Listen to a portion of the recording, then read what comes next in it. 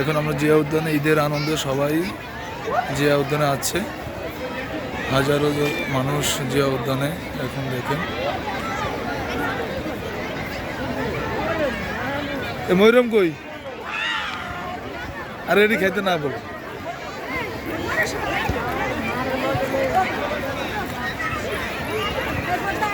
এই না না না দিয়ে না, এগুলো সিস্কি এটি ভালো না।